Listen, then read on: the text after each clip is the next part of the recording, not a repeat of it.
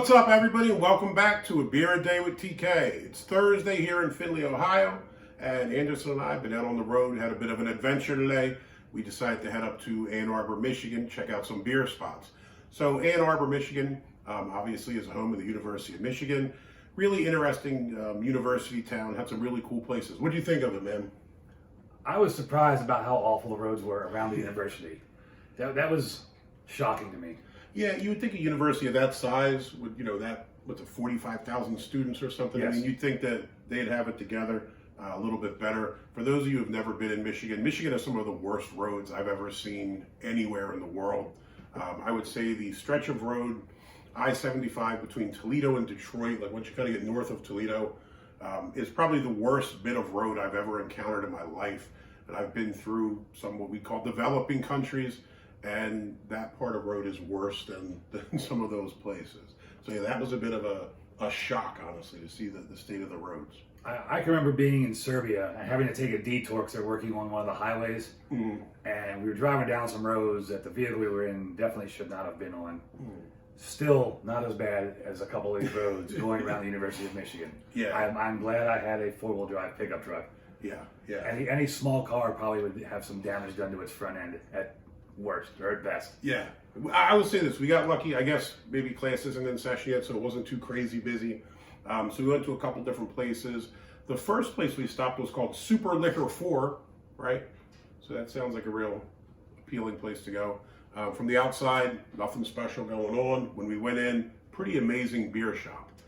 They obviously had liquor as well, but they had a huge selection of beer, huge selection of Michigan beers, but also world beers. They had a bunch of beers from Poland that I've never seen anywhere else. Huge German section. I thought it was a pretty amazing spot. What do you think, man? I expected it to be like a liquor store that sold some Bud Light, Coors, Miller, whatever, your basics, and it was almost overwhelming how much beer they had. And as soon as you walk in, you're hit with it, and it's just shelf after shelf of different beers. Yeah. And it was really quite a surprise to see how much was in there. I expected it to be just your average liquor store. It reminded me of, we had a similar incident to this a few years back in Monroe, Michigan. I think we were going up to the airport or something. I don't remember what we were up there for. We're up in Monroe, Michigan, and we're in this place called Jake's Liquors. From the outside, it looks like some crappy place where you'd buy 40s or something. But when you went inside, it was a really awesome selection of beer and liquor. So anytime I fly to Detroit, I make it a point to stop there on the way home. So I guess, never judge a book by its cover, right? You can find some really amazing beer shops if you have the courage to go inside and look past the exterior, right? So that was one cool spot. We also went to a place called Beer Camp, B-I-E-R Camp. It looks like it's been around since 2011. Initially, we weren't sure if it was a brewery or what the deal was. I actually went to Untapped and just kind of looked to see what places were around us. When I clicked on it, it said it was a nano brewery. But then when we pulled up, it looked like it said Artisan Meats, so we weren't sure what the deal was. They did have, I think they had 4 beers, or they had 4 offerings, one of which was a cider. I think they had a cider and 3 beers on draft. We both tried the dry stout. Dry stout, that was pretty solid. But the other star of the show, they had a bunch of artisan meats and cured meats and all these kind of things, smoked meats and cheeses. We picked some stuff up on home. Really cool experience. Little shop, but really pretty sweet. I mean, it's basically a butcher shop that happens to brew a couple of beers on the side. Yeah. And then they have some seating area, and they do have hot sandwiches and hot dogs and things. We had some hot dogs that were top notch, like some of the best hot dogs I've ever had. Yeah, yeah.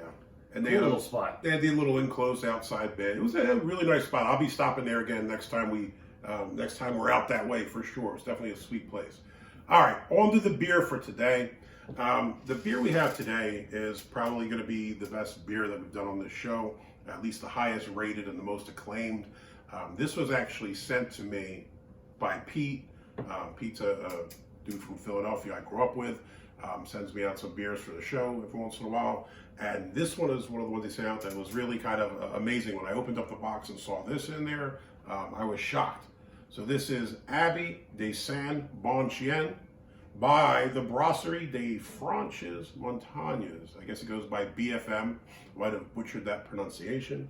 But I'm glad you said it, because I would have never made it through any of those words. Listen, when we were looking at the title, I was like, I wonder what Abbaye de Bon-Chien means, and my son took French, he said it means good dog. And I thought there's no way it can mean good dog. But Bon-Chien means good dog. So I don't know. Abbey of the Saint, good dog. If you look at the photo, it looks like it has a cat drawing a picture here. Kind of interesting. I think this is probably the first beer I've had from BFM. You know if you've had any of these before? Not that I can recall off the top of my head, no. Yeah. What's pretty remarkable about this one is that it's from 2011. So this has been sitting around for a while, aging. I know these things age quite well. This is a Bière de Garde, a Swiss Bière de Garde. And, you know, it's been aging for 10 years. So here's to hoping that this is wonderful. It actually has a number on the label, 276. So this is 276 bottle, I guess. And it's a Swiss beer, which is kind of unique. You don't really run into a whole heck of a lot of Swiss beers. I might have had 2 or 3 or something, maybe ever. You don't really see them too much, at least in the U.S. Not in the U.S. I've had quite a few Swiss beers, but it's been in Europe, in Switzerland. Yeah. But I don't run into any Swiss beers really, or very few of them, at least in Ohio and the general Ohio region. Yeah, I think Stiegl is Swiss, isn't it? I don't know. I think Stiegl might be the only one you kind of regularly see, Stiegl and the Stiegl Radler. Anyway, this brewery is kind of interesting. I did a little homework, was looking into them. Looks like it was started by a guy named Jerome Rebetay, who went to school and studied to be an oenologist, oenologist. I had no idea what that was. Looked it up, and apparently it's the study of wine and winemaking. So this guy was trained to be a winemaker, and he's in this region, the Franches-Montagnes. It looks like it's an area between Switzerland and France, and it's a world-renowned winemaking region. So this is a beer made by a dude who studied wine in a world-renowned winemaking region. As to the label, handcrafted in 2011, Swiss Ale de Garde, limited edition, ale aged in oak barrels, 11% ABV. Appreciated between 16 and 18 degrees Celsius, 61 to 64 Fahrenheit. So we've let it sit around a little bit to warm up, so it's not ice cold. So we're hoping that this is the appropriate temperature and we can really enjoy this beer. We're breaking out the Westmalle Trappist glasses today.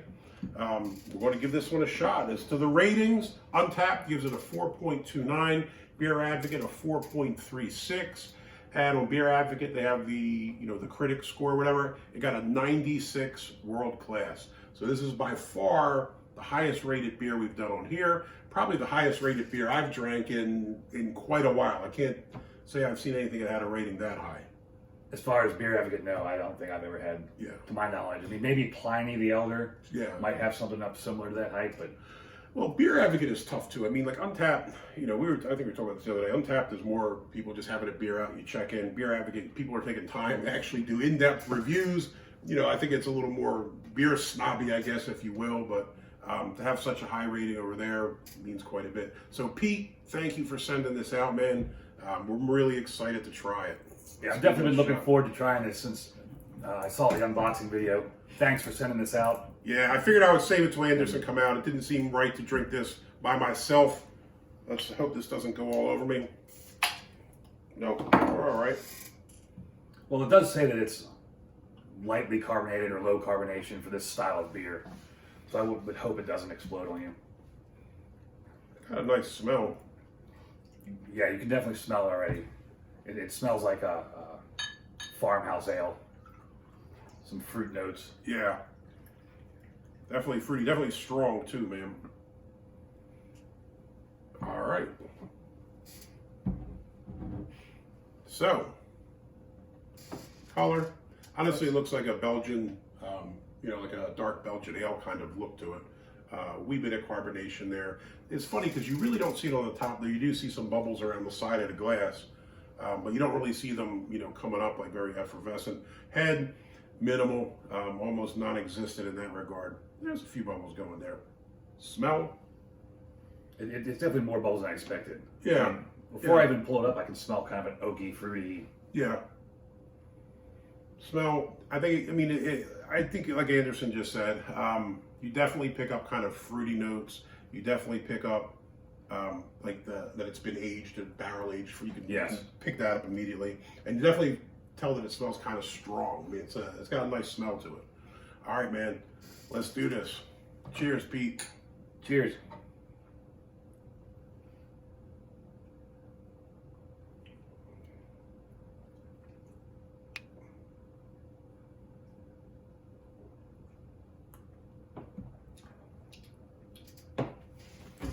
That's different, man. It's a different taste. I think you definitely pick up fruit, almost like apple or something.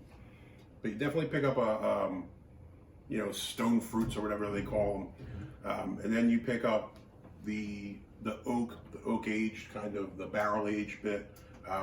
It doesn't taste as boozy as I thought it was going to. No, for being 11%. The smell I thought smelled like it was going to be a little bit boozy, but the taste really wasn't. The taste was, there's some alcohol in it, don't get me wrong. It's not a Coors Light. You're not going to mistake it for that. But it's not like that strong alcohol burning kind of taste that I thought for a second that maybe we would have. No, it kind of reminds me of was it Petrus? Yeah. Only if it had been aged. Petrus, but maybe a little bit smoother or something like that. Yeah. I would agree with that. I mean, it almost has like that, like maybe some of those. If you aged Petrus in oak barrels for 10 years. Yeah, and see what would happen. This might be it. It's a really, really unique taste, and this is definitely more of a sipping beer, not even because of the alcohol. I think just to really kind of pick up the flavors, because there's a lot of different things going on there. As to the body, I mean, it's I would say at least medium, maybe going a little bit more towards the heavy side. It almost tastes like a bit silky or something, like, you know what I mean? Like maybe like an oatmeal stout or something with that silky bit. Not the heaviness as much, but like that silkiness.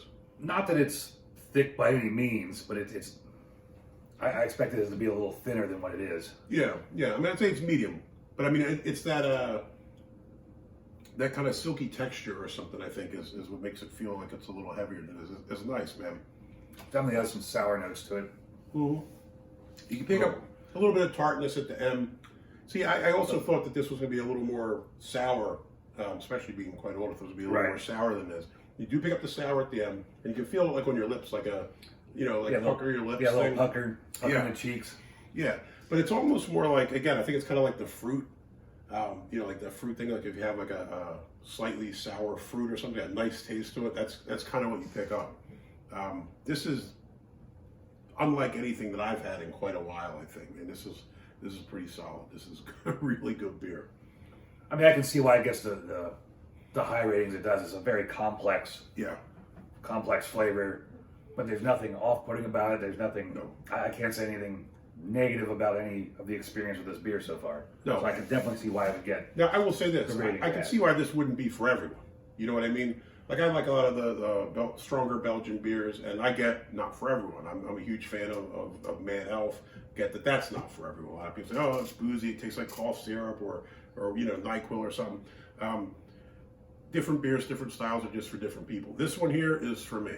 I thoroughly enjoy this, and I would love to have another one of these. Don't think I will. Don't think I'll actually run into another one, especially not a 10-year-old bottle. But it's an amazing beer, and I'm thrilled that we got to try it. So, Brasserie de Franches-Montagnes, BFM, you get a huge thumbs up. Absolutely. This is definitely a great beer. I would buy this if I saw it. I would definitely I'd buy it. I just don't know if we'll see it, man. I can't say I've seen this around. Now I'd be interested in trying some of the other years. Yeah. And there was even, what was it, a second version of the 2011? Yeah, some of them said that they had, I guess they're different batches or whatever. So it would be interesting to see what else is going on there. But awesome beer. Glad we got to check it out. Absolutely. Pete, thank you so much. Really appreciate it, my friend. Yeah, thank you very much. Yeah. This is great beer again. Thumbs up all around. If you like the video, please give us a thumbs up. Hit that like button. If you want to see more videos like this, please hit subscribe. And as always, if you have any comments or questions, jump in below. If you've been fortunate enough to try this beer, let me know what you think of it. If you had some of the other years, let me know. Until next time, cheers. Cheers.